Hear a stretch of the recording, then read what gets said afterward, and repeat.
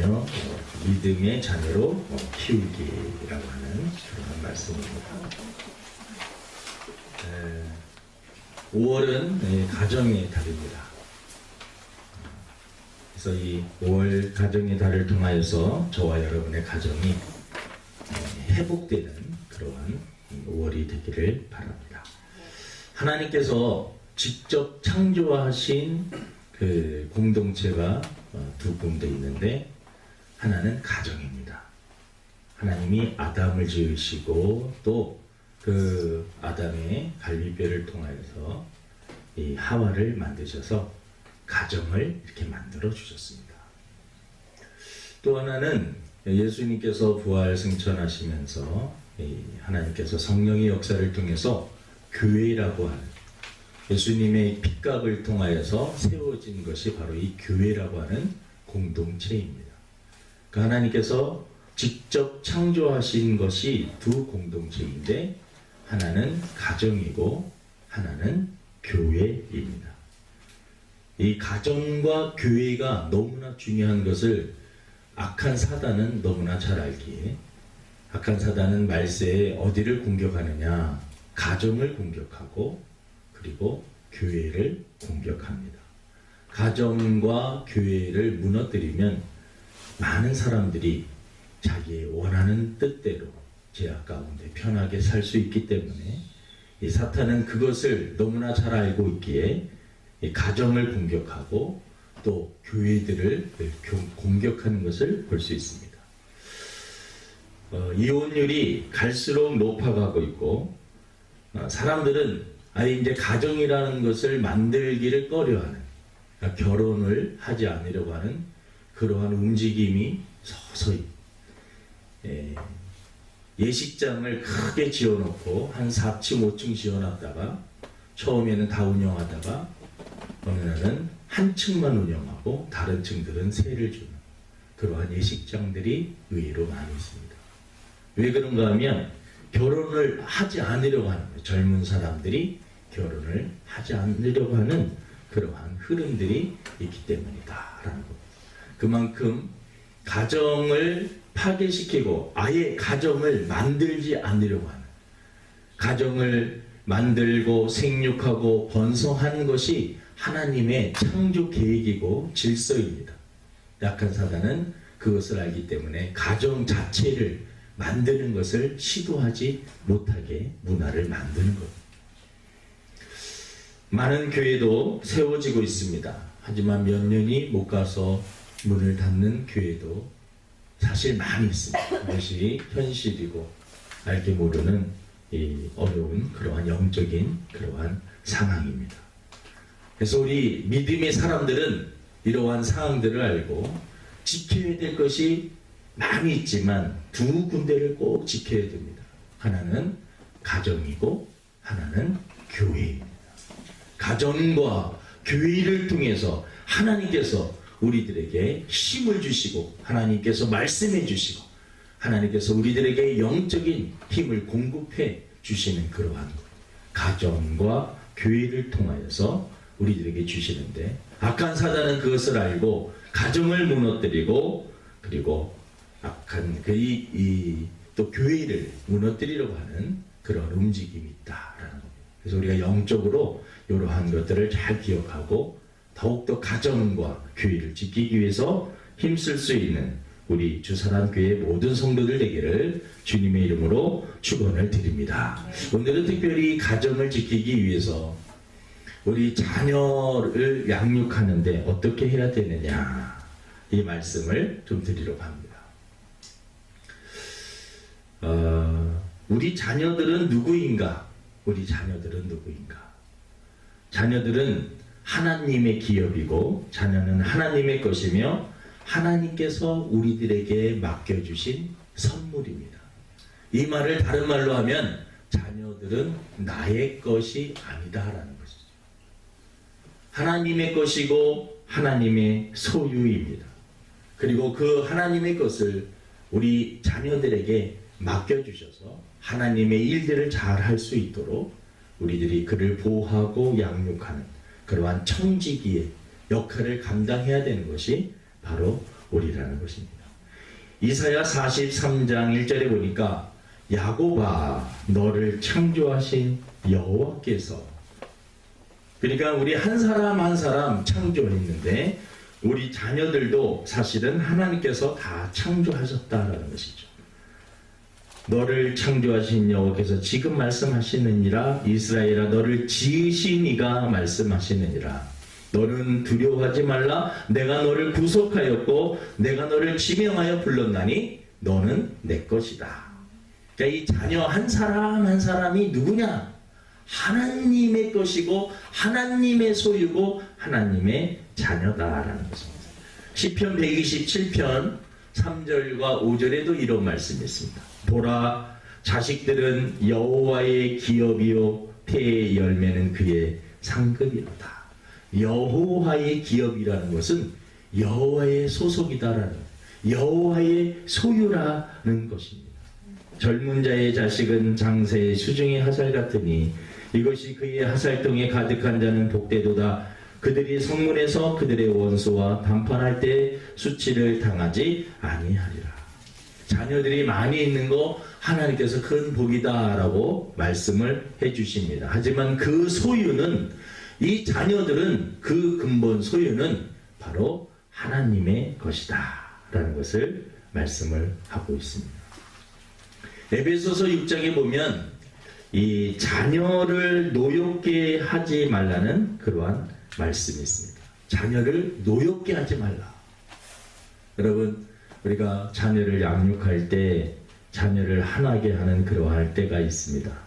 근데 가장 기본적인 것은 이 소유 문제에 있어서 자녀를 나의 것, 자녀를 내 것이다 라고 생각하는 것 때문에 자녀들의 인격을 무시하고 자녀들에게 함부로 하고 자녀들에게 잘못하는 그런 모든 기본적인 뿌리는 자녀들은 내 거라고 하는, 내 소유라고 하는 이러한 생각 때문에 그렇다라는 것이죠.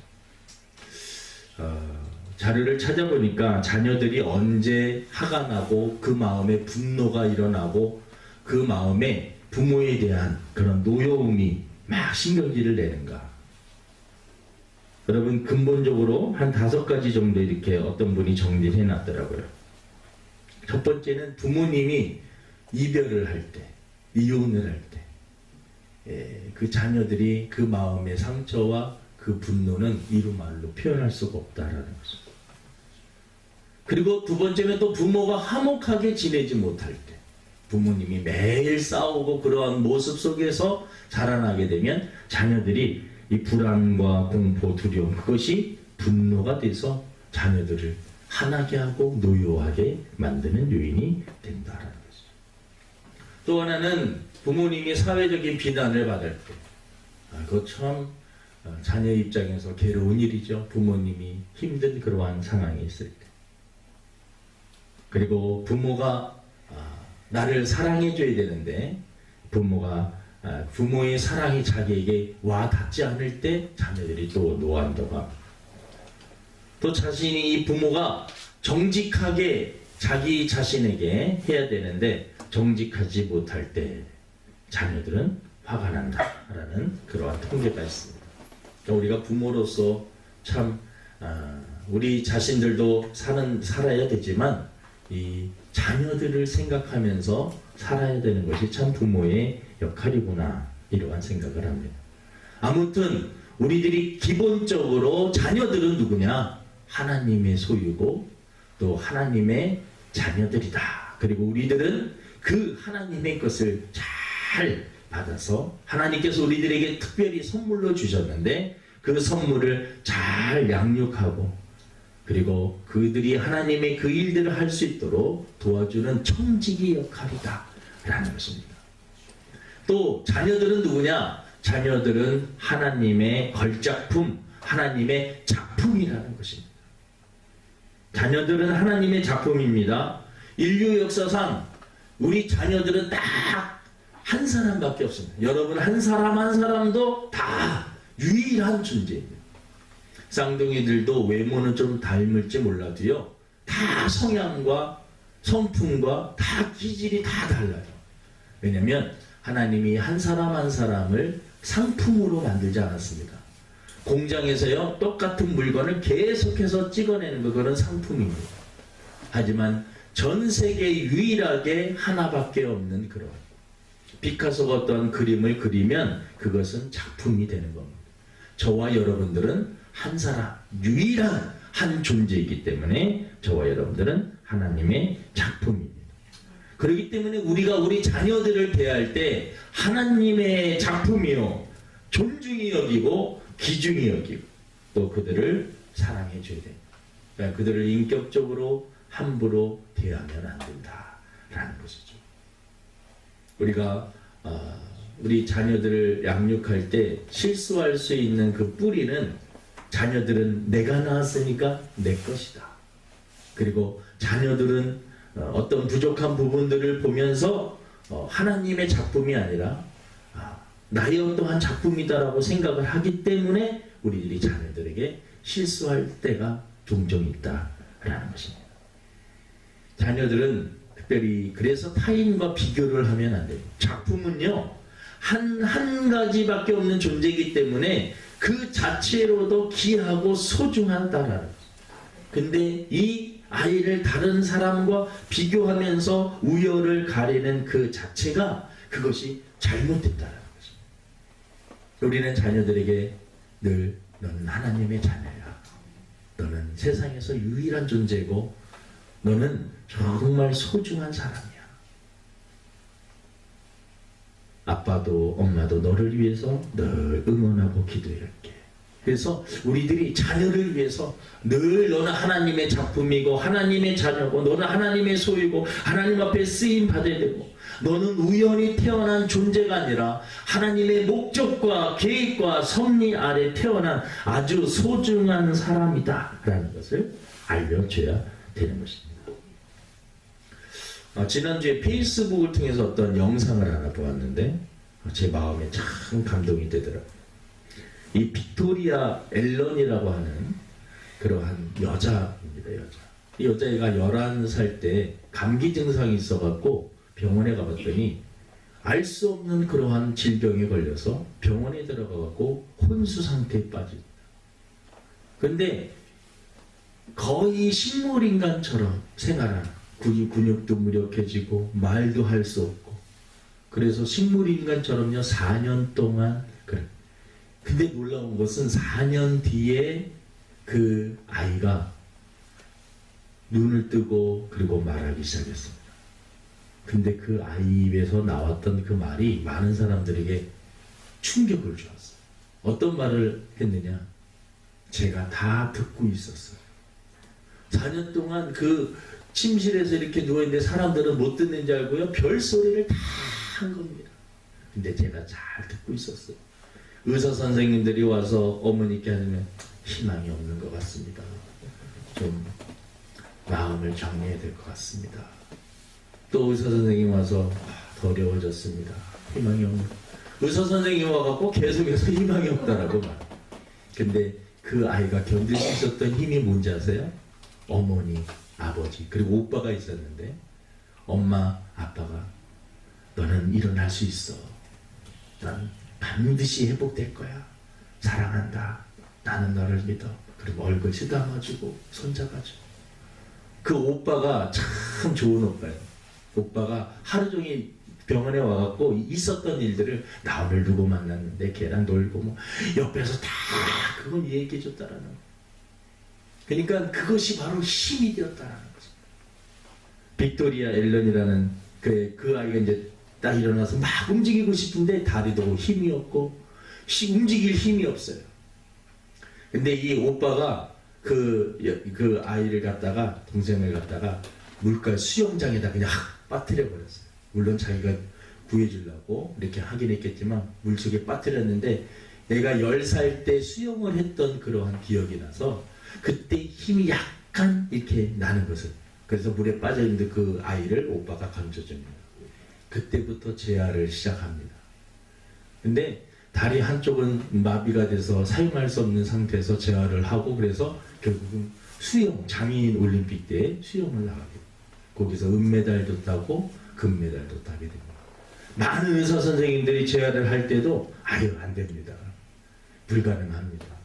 지금 저렇게 해놨지만 얼마 못해서 또 넘어지고 쓰러질 것입니다. 근데요, 그 계속해서 재활도 하고 스스로 걸을 수 없는 휠체어만 타고 다녀야 되는 사람이 걷기 시작을 하고 뛰기 시작을 하고. 여러분들 한번 그 유튜브나 인터넷에서 빅토리아 앨런이라고 하는 지금 생존해 있는, 지금 살아있는, 그래서 많은 사람들에게 힘과 용기를, 저는 근데 그 장면을, 그 영상을 보면서 어떤 거에 참 마음이 와닿냐면, 가족들이요 그 옆에서 엄마도 아빠도 계속해서 희망을 줬다. 의사 선생님은 현실적인 얘기를 하는 거겠죠.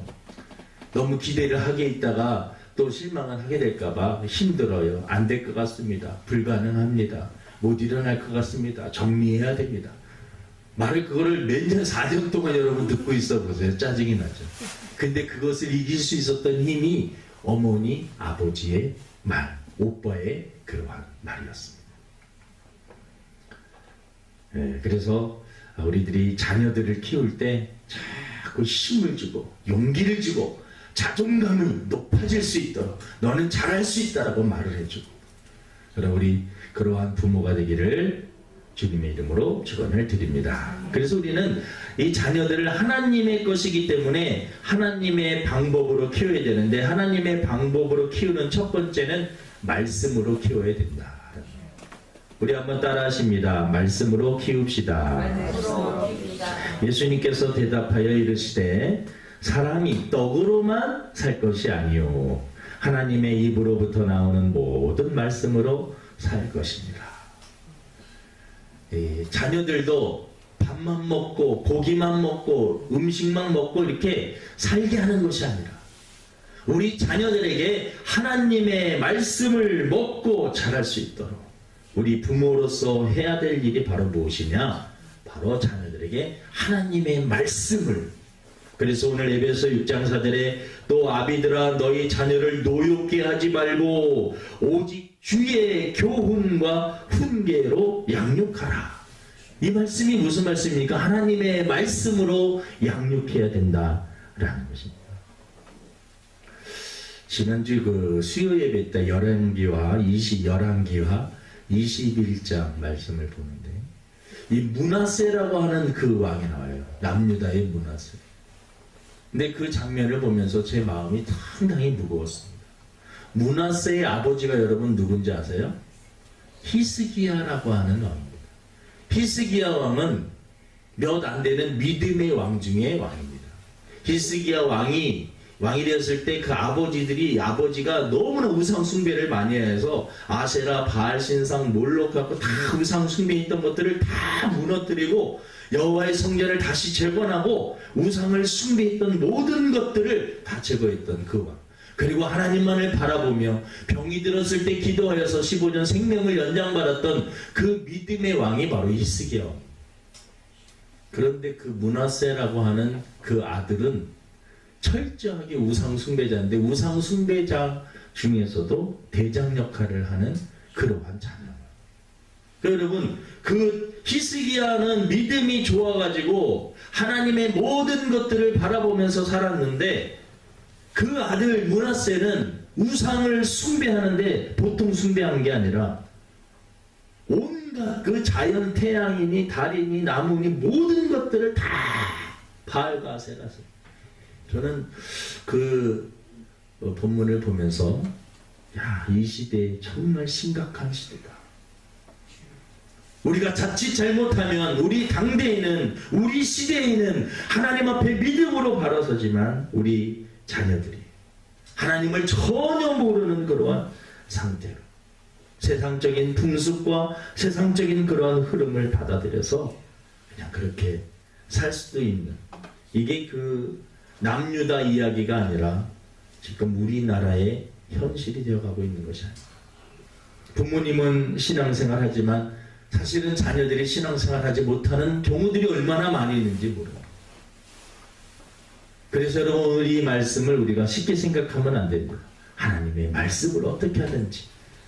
물론 이 유태교는 유대인들은 우리들이랑 좀 신앙 패턴이 달라요. 그들은 예수님을 믿지 않습니다. 구약만 믿습니다. 그래서 교훈을 받을 만한 것은 무엇이냐면 유대인들은 그 자녀들에게요 생명을 걸고 목숨을 걸고 말씀을 그들에게 심어줍니다. 암송을 시킨다는 거죠. 부모님들이 교회에서도 회당을 통해서도 말씀을 암송하지만 그 부모님들이 생명을 걸고 그들에게 이 구약의 창세기, 출애굽기, 레위기, 민수기, 신명기, 모세오경은 특별히 그들이 초등학교, 중학교 졸업하기 전에 그걸 다 암송해야지만 졸업할 수 있고, 내가 이스라엘에 이렇게 가보니까는요, 그 통곡의 벽에 금요일 날 이렇게 가보니까 그 어린아이들 앉혀놓고 그 랍비들이 가리키는 모습을 이렇게 옆에서 지켜보았습니다. 아침부터 저녁까지 계속해서 암송하고 애우고 암송하고 아이들에게 말씀을, 지금 이 시대의 아이들이 기준이 없는 겁니다. 무엇이 옳고 무엇이 그른지 절대로 기준이 없어요. 기준이 없는 그러한 사람들을 그냥 내버려 두면 그냥 이런저런 세상의 흐름으로 살다가 인생을 마치게 된다는 것이죠. 그래서 우리 믿음의 사람들이 자녀들에게 말씀으로 그들을 키워야 된다. 두 번째는 여러분, 당연한 이야기고 너무나 많이 들은 말씀이지만 기도로 자녀들을 양육해야 됩니다. 자녀들을 위해서 끊임없이 기도해야 됩니다. 부모님이 기도할 때 자녀들이 잘못된 길로 가더라도요, 때가 되면 하나님께서 그 부모님의 기도를 보시고 긍휼히 여겨주시고 자녀들을 붙잡아 주십니다. 성 어거스틴이라고 하는 젊은 시절에 엄청나게 방탕을 많이 해요. 아이가 똑똑하다 보니까 성경에 대해서도 비판하고 철학 공부를 하다 보니까 말을 얼마나 잘하는지, 그래서 세상으로 나가서 세상의 모든 즐거움들을 맛보면서 살았던 그러한 어거스틴. 하지만 그 어머니가 계속해서 이 어거스틴을 위해서 기도했습니다. 어거스틴이 쓴 참회록이라고 하는 책이 있어요. 그 책에 보면 자기가 이렇게 참회하고 하나님께 돌아올 수 있었던 이유는 어머니의 기도 때문입니다. 우리 아버지들도 기도해야 되고 어머니들도 자녀를 위해서 기도해야 됩니다. 지금 세상의 흐름이요, 물질 만능주의, 돈이면 다 된다라고 합니다. 사실 돈이면 다 되는 그러한 시대인 것처럼 보입니다. 우리 젊은 아이들은요, 교회의 어떤 이야기, 그런 것들은 눈에 사실 들어오질 않습니다. 연예인들, 가수들, 그런 아이들에 대해서 인기 만능, 그리고 명예와 권력을 중요하게 생각을 하고 무한 경쟁 시대에서 살아남기 위해서 어떻게 하든지 지금 이 시대는 알게 모르게 태폐 문화 속으로, 종교적으로는 다원주의, 포스트 모더니즘, 뉴에이지, 이 모든 이 흐름들이 여러분 다 종합해 보면 결론이 뭔지 아십니까? 하나님이 없는 문화입니다. 하나님이 없는 그 문화 속에서 우리 자녀들이 지금 자연스럽게 학교와 세사와 사회에 나가서 생활을 하고 있고, 그들은 알게 모르게 그렇게 그것들을 접목하고 살고 있다라는 것입니다. 그래서 우리들이 자녀들을 위해서 기도하지 않으면요, 그냥 자녀들을 세상에 빼앗기게 되고, 세상 공중 건세를 잡은 자는 악한 사단입니다. 사탄 밑에, 그 공중의 건세 잡은 사단의 밑에 결국 자녀들이 다 사로잡혀서 그 문화의 흐름대로 살다가 인생을 마치게 된다라는 것입니다. 심각한 문제가 아닐 수 없습니다. 영적인 시각으로 보면 이것은 정말 영적인 전쟁 중에서 우리들이 치료해야 되는, 우리들은 이 시기야처럼 하나님 잘 믿다가 천국 가면 그것으로 될지 모르지만 우리의 자녀들은 그러면 어떻게 되느냐? 문하세처럼 하나님을 전혀 모르고 완전히 거부하고, 그 거부하는 것뿐만 아니라 우상을 숭배하는 그러한 자녀로 인생을 살게 된다면 이것처럼 비극이 없다라는 것이죠. 예수님을 믿고 안 믿고의 문제를 쉽게 생각하면 안 됩니다. 지옥이냐 천국이냐, 지금은 이런 말들이 그런 것이 무슨 지옥이 있고 천국이 있냐라고 말할지 모르지만, 생각할지 모르지만, 분명히 성경은 우리들에게 예수 믿으면 천국이요, 아니면 멸망이요, 지옥이라고 선포하고 있기 때문에 그렇습니다. 그래서 우리 자녀들을 위해서 여러분 기도해야 될 줄로 믿습니다. 세 번째는 참 어려운 얘기인데요. 삶으로 보여줘야 합니다. 이 5월달 되면 설교 준비하기가 참 힘들어요. 왜냐하면 내 자신을 돌아봐도 내가 부모로서 내 역할을 잘 감당하고 있는가 이런 생각을 해보면요, 이 5월달 참 설교 준비하기가 힘듭니다.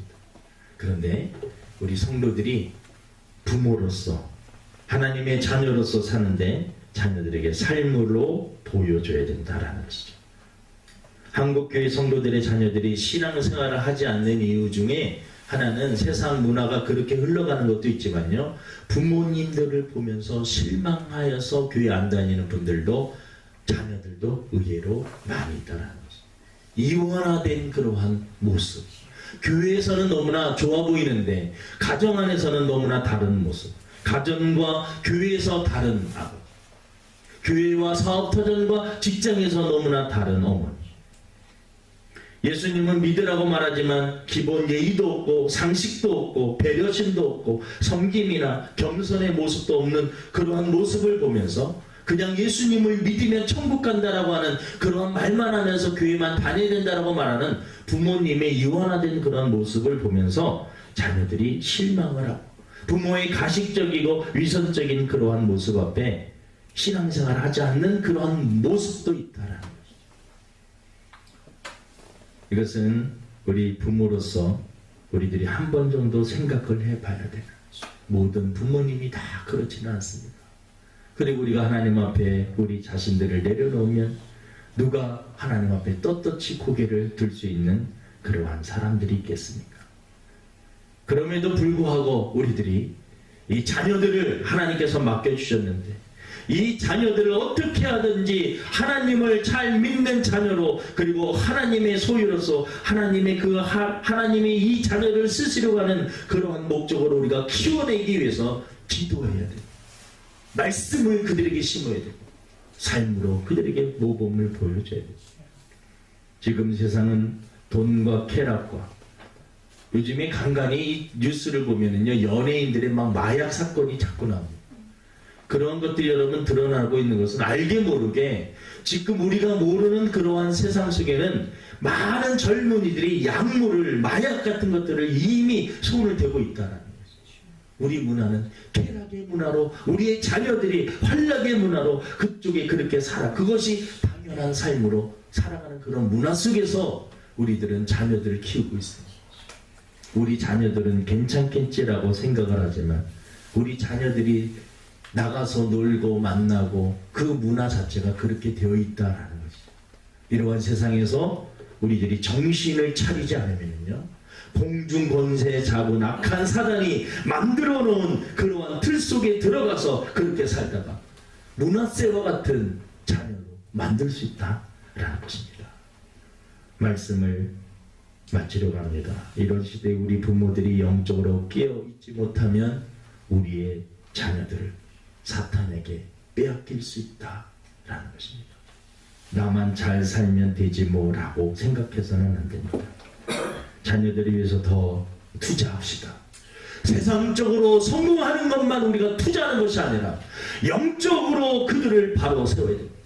세상적으로 투자해서 좋은 대학 나오고 좋은 직장에 들어가고 좋은 사람들 만나서 여러분 그렇게 살다가 인생 마치게 되면, 예수님을 모르고 살다가 인생 마치게 되면 그 영혼은 어떻게 되는가? 우리가 다시 한번 기본적인 신앙의 그러한 질문을 던져 자녀들을 위해서 다시 한번 영적인 투자를 할 수 있는 저와 여러분 되기를 주님의 이름으로 축원을 드립니다. 하나님 아버지, 너무나 무겁고 너무나 어려운 설교입니다. 지금 이 시대가 너무나 무섭게 흘러가고 있고 우리 자녀들의 사고와 생활 패턴, 모든 문화들이 하나님이 없는 문화를 만들고 있고 또 저들의 삶이 그것이 자연스럽게 되어들이고 있는 이 시대에 우리 믿음을 가진 부모님들 어떻게 살아야 되는가? 오늘 말씀을 다시 한번 생각할 수 있도록 은혜를 베풀어 주시고 히스기야는 너무나 믿음이 좋았던 사람입니다. 하나님 앞에 눈물을 흘리며 믿음으로 살려고 했던 사람입니다. 하지만 그 아들은 우상 숭배를 하는 대왕이었습니다. 정말 우상 숭배를 하는 그러한 아주 일인자였습니다. 우리 후손들이 그러한 자녀들이 되지 않도록 말씀을 심게 하시고 기도하게 하여 주시고, 또 우리들이 스스로 삶을 통하여서 그들에게 보여줄 수 있는 저희들이 될 수 있도록 은혜를 베풀어 주옵소서. 감사하며 예수님의 이름으로 기도드립니다. 아멘. 찬송가 564장 보시겠습니다.